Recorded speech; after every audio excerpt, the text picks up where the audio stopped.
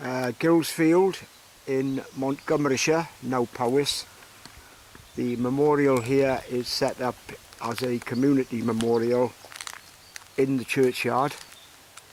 Guilsfield is a very small village. It's round about 3.5 miles from Welshpool and possibly on the edge of what we regard as Welsh Montgomeryshire. Ostensibly very English, but it was very nice to note coming into town the Welsh flag was aloft outside the village school.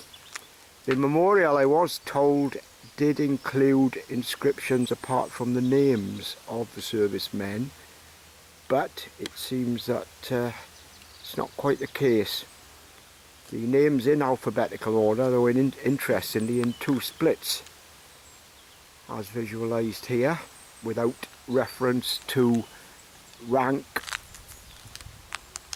at all. This church was presented to the community by a local man.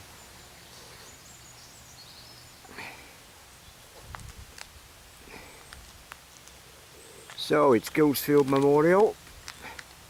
Today is Friday the 17th of February 2017. You can see the cross there held high against the sky. Absolutely no inscriptions at all other than the names and the simple memorial tribute, which we'll just finish on here.